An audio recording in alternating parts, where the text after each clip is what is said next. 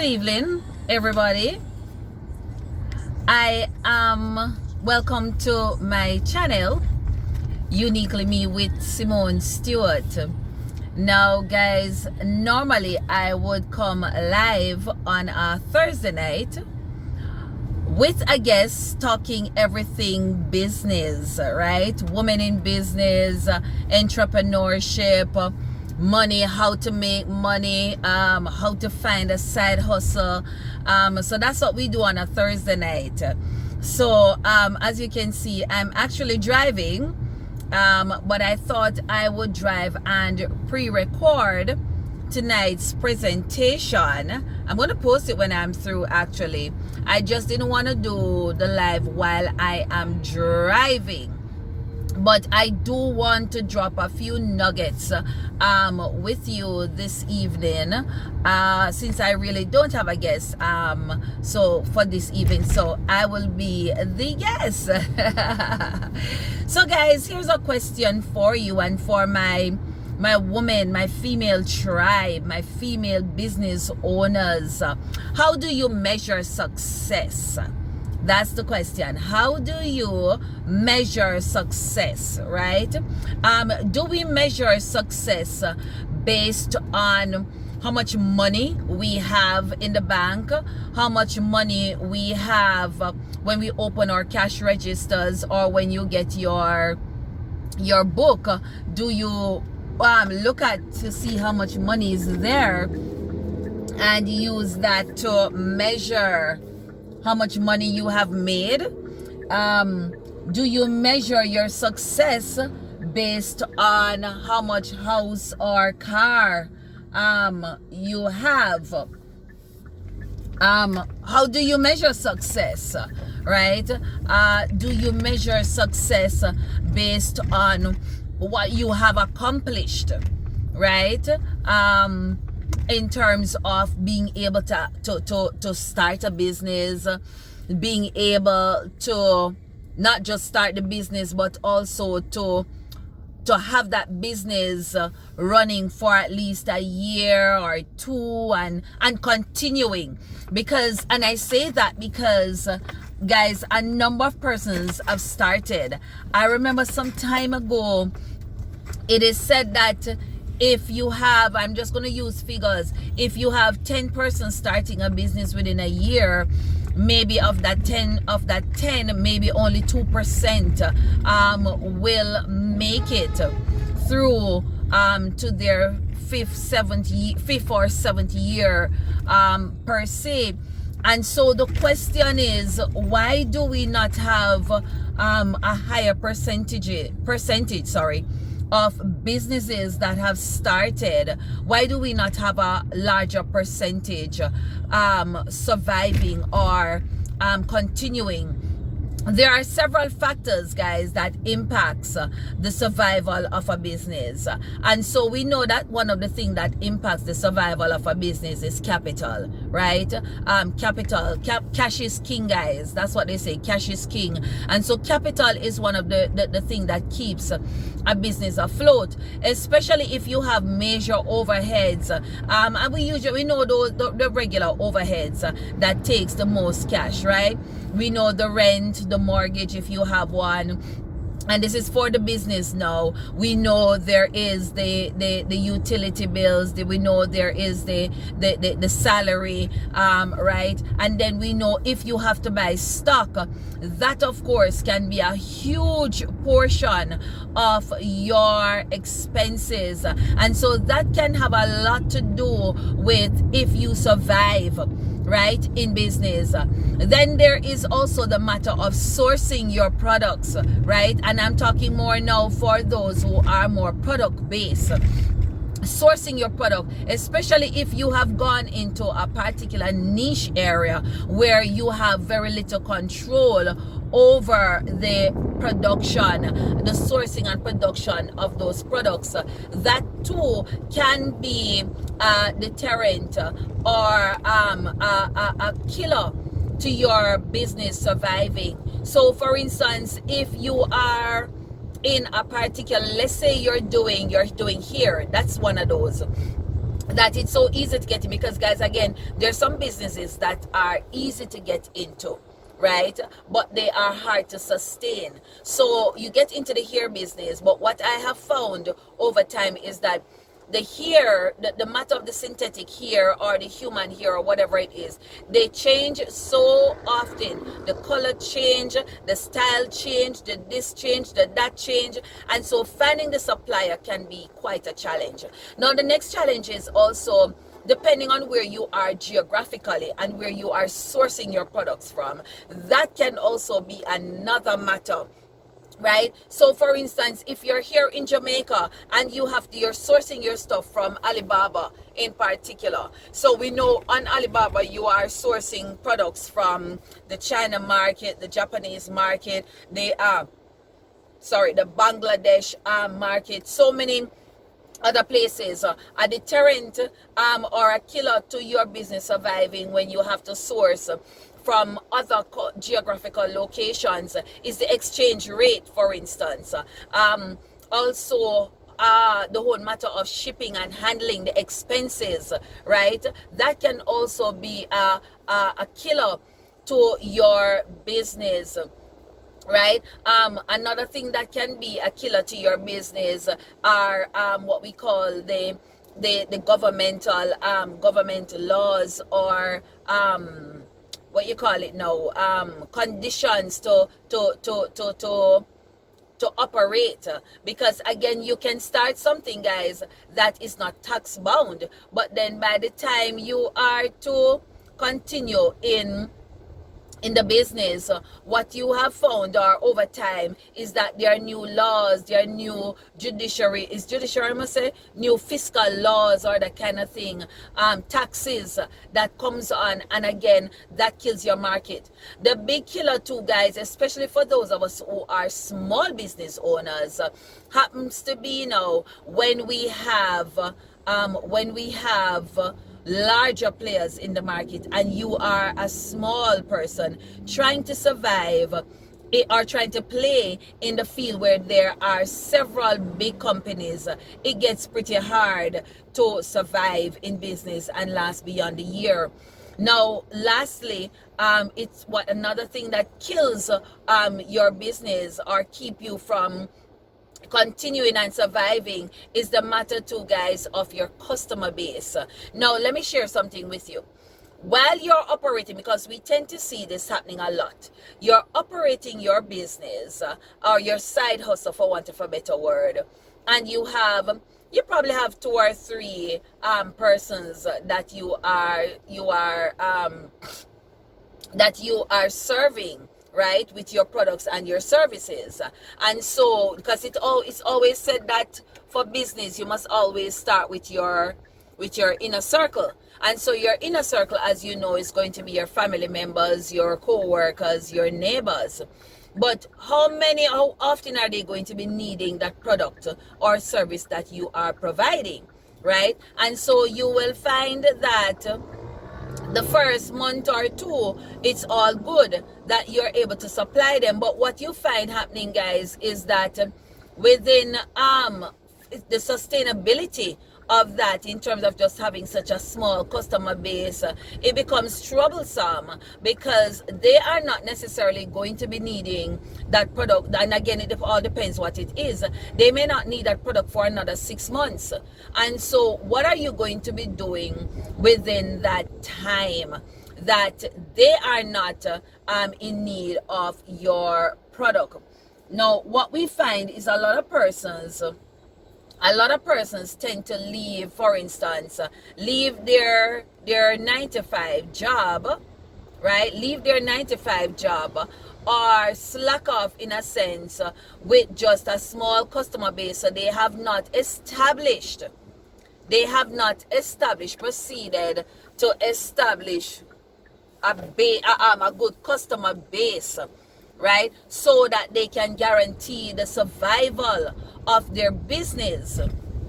And so what you find happening is that, again, when they ought to be growing, right? When they ought to be seeing that success, that's when they kind of take a nosedive, because again, there is no established customer base, right? Established and growing customer base. Because you have to remember now, guys, anything that you are offering, right, anything that you're offering for an income, right, once you're going to be calling it a business, you must consistently be looking for new customers, right? So you want to be serving your old your customer, your existing customer base, right? You want to be serving your existing customer base, but you also want to be growing that customer base. And that is why things like you learning new stuff, right, learning how to manage your craft, learning how to serve your customers is so important. And that's another thing, guys, that also keeps a number of businesses from continuing to survive, that they're not evolving, they're not growing, right? They're not learning new stuff. My husband has shared this story with me, guys, that I want to share with you. So there are two men in the country, and they sell donkeys as transportation, right? And business is good. They're enjoying the donkey market, selling these donkeys. But then it gets to a point where bicycle comes about, and so one of them decided that, you know what, I'm going to diversify. I'm now going to still sell donkeys, but I'm going to source some bicycle and offer bicycle. Notice now the customer, because if bicycle come out, it means that there's a demand for bicycle.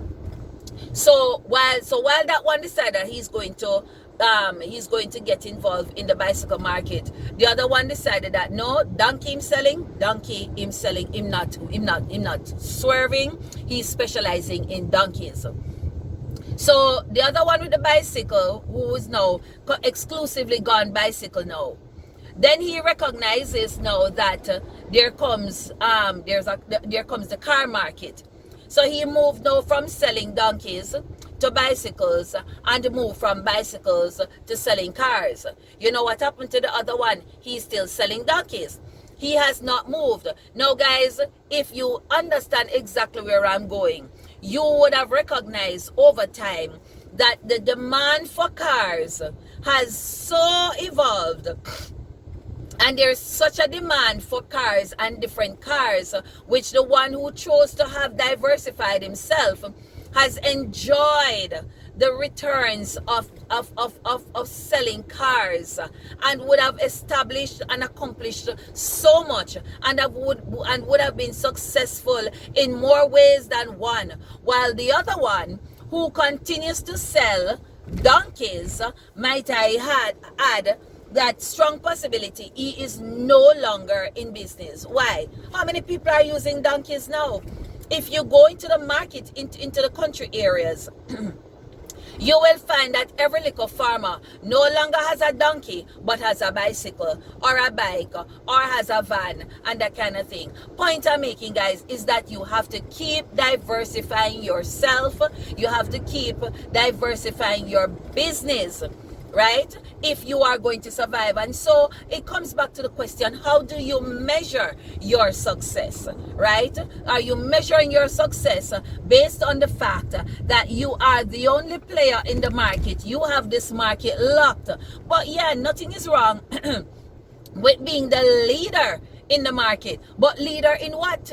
Are you leading in a product that is in demand? Are you leading in a product that you've been moving with the market, diversifying with the market, and seeing the returns of it? Are you impacting lives and granting, in terms of, when I say impacting lives, creating job opportunities, right? Because again, guys, if you are demanding a particular product, it means, and the more demand that you are creating for the product, it means that the more the product needs to be produced, right? The more factories there needs to be, right? The more jobs that will be created for persons, and the spin-off, it just continue to replicate. So guys, that being said, I want you to take stock, ladies especially, who are my main audience, that are in business, girl bosses, women in business. I want you to take stock and just review what you have going on for you. Listen, it is it's the last half of the year, or the second half of 2021.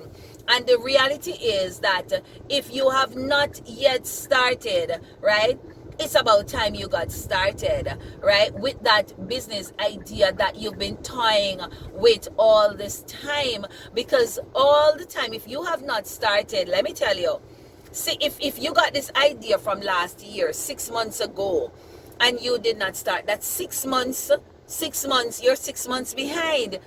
But why not look at it that, you know what, I might be 6 months early to get started with that winning business idea, right? And so guys, if you are seeking some assistance, you want some clarity on getting your business started, I'm not necessarily saying that that's what I do, but I mean, sometimes you just need somebody to talk it through, right? Sometimes you really just need to talk it through with somebody to say, hey, this is what I'm thinking, what do you think, should I get started? And guys, let me tell you something, if you know me well, I'm going to tell you to get started, right? Because you never know, right? I've always used this example of the man who sells screws. And when you look at screws by themselves, it looks just absolutely so insignificant. But think about it. Every single thing that you use, you need a screw for. Just think about it. You actually need a screw for the chair you're sitting on. You need a screw for the very phone that you're using. Every single thing that you do, you need a screw. And so if that is the business that you want to go into, there is a market for it, right? There's some of you're good with cooking, you're good with your hands. There's so many things that you're good at, right? And so are you just sitting there with it and telling yourself that nobody wants the product or service that you want? You will never know unless you get started. And so that's what I'm saying to you. Get started. So guys, here at Uniquely Me, I find great pleasure in sharing the stories of our women, right? I find great pleasure in sharing their stories of trauma and of transformation. But I also want to spend a lot more time talking to you about that transformation process. I want to spend some more time helping you to build on that transformation process. And that's where Uniquely Me is going. Hallelujah. Thank you, Lord. That's where Uniquely Me is going for the next half of the year, focusing a lot on transformation, focusing a lot on showing you how to make money, right? Showing you how to live your best life, showing you how to have real good success, right? How to have real good, genuine success, lasting success. Because again, like I said, and depends on how you are measuring success, guys. Success can be temporal. But what if you are able to really make that lasting? And remember, guys, what I have found is that it's not about the sprint. Business is not about the sprint, guys. And those who are here on YouTube, I mean, I listen to Think Media a lot. Sean, I listen to you a lot on Think Media. You and your team, I listen to you guys a lot on Think Media. And one of the things is that I love your realness in just telling us that, listen, you used to wait tables, right? And you took you a while to get to where you are at, right? Doing YouTube on the side until he has over 1 million subscribers, guys. And doing so well with the various things that they're doing.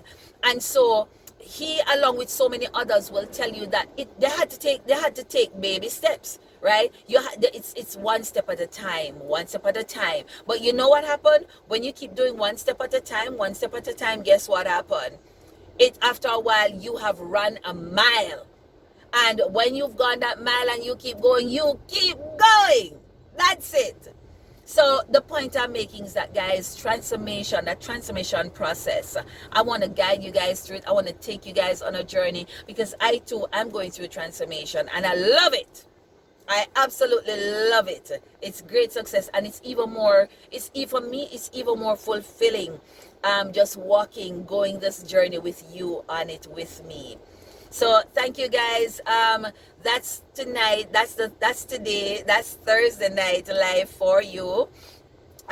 Pre-recorded. How do you measure success?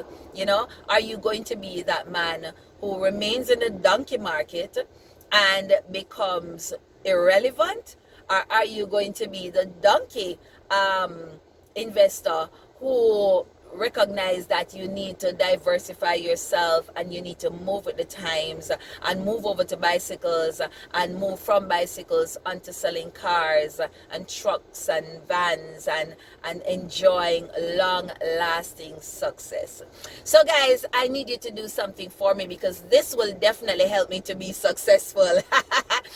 You need to subscribe. You need to hit that subscribe button. Yeah, you need to hit that subscribe button. You see the excitement on my face? You need to hit the subscribe button. You need to hit that notification bell. I need you to comment how much you enjoyed this particular talk a while ago. Did it hit the spot for you? And how do you measure success? Right? And then I need you to let me know if you have shared this video with somebody else, right? And then I want you to go over to Instagram on Uniquely Me TV talk show and God's Daily Portion, and I want you to go over there and hit that like button, follow me there too, and let me know how much you are thoroughly enjoying what I'm doing. So that's it from me, guys. I am going to do another video because I need to talk with you about my period poverty campaign. So see you later. Thank you guys. Bye. And uniquely me is uniquely you.